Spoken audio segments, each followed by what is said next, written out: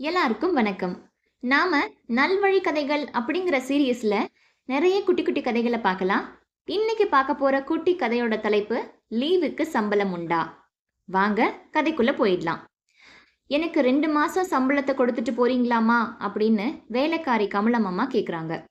அதான் நீ வேலைக்கே வரப்போறது இல்லையே, அப்புறம் எதுக்கு உனக்கு சம்பளம் அப்படின்னு அந்த வீட்டு எஜமானி அம்மா சொல்றாங்க. எதற்காக இந்த விவாதம்? குழந்தைங்களுக்கு லீவ் விட்டாச்சு. இனி 2 மாசம் முழுக்க ஊர்ல இருக்கிற எங்க அம்மா வீட்டில் போய் இருந்துட்டு வரப்போறேன். ஸ்கூல் திறக்கிறதுக்கு 4 நாள் முன்னாடி தான் வர வேண்டியது இருக்கும். அதுக்காக தான் துணியெல்லாம் எடுத்து வச்சுக்கிட்டு இருக்கேன் அப்படின்னு ரொம்பவும் குஷியா சொல்றாங்க அந்த வீட்டு எஜமானி அம்மா. அது சரிம்மா, திடீர்னு 2 மாசம் சம்பளம் இல்லாம நான் எப்படிம்மா சமாளிக்கிறது அப்படின்னு ரொம்பவும் வேதனை கலந்த குரல்ல சொல்லிட்டு தன்னுடைய வேலையை பார்க்க போயிட்டாங்க வேலைக்கார அம்மா. இதை கவனித்து கொண்டிருந்த செல்விக்கு மனசுல ஏதோ ஒரு நெருடல் ஏற்பட்டது. செல்விங்கிறது வேற யாரும் இல்லை, அந்த வீட்டில் இருக்கிற குட்டி பாப்பா தான். அன்னைக்கு சாயந்தரமே தன்னுடைய கணவர் வீட்டுக்கு வந்ததும் முதல் வேலையா இதை ஒரு பெரிய சாதனையா நினைச்சுக்கிட்டு அந்த அம்மா சொல்றாங்க.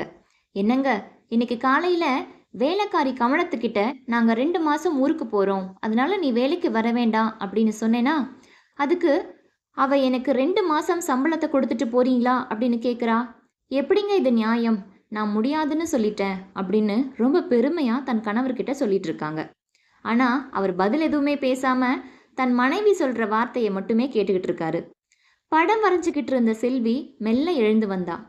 அம்மா, ஏப்ரல் மே ஸ்கூல் ஃபீஸை நாம் ஏமா மார்ச் மாசத்திலே கட்டிட்டோம், நான் தான் ஸ்கூலுக்கே போறதில்லையே அப்படின்னு கேட்குறா செல்வி. ஆமாம், நீ ஸ்கூலுக்கு போகாம இருந்தாலும் உன்னுடைய டீச்சருக்கு யார் சம்பளம் தருவாங்க? அதுக்காகத்தான் லீவில் கூட நம்ம ஸ்கூல் ஃபீஸ் கட்டுறோம் அப்படின்னு சொல்கிறாங்க செல்வியோட அம்மா. அடுத்த நிமிஷமே நெத்தியில் பொட்டுன்னு அடித்த மாதிரி இருந்தது அந்த அம்மாவிற்கு. அம்மா, இப்போ புரிஞ்சதா? நம்ம வீட்டில் வேலை செய்கிற கமலமத்தைக்கு லீவில் சம்பளம் தரலன்னா அவங்க எப்படி சாப்பிடுவாங்க அப்படின்னு கேட்குறா செல்வி. இதையெல்லாம் பார்த்துக்கிட்டு இருந்த செல்வியோட தந்தை அவளை உச்சி முகர்ந்து பாராட்டுறாரு.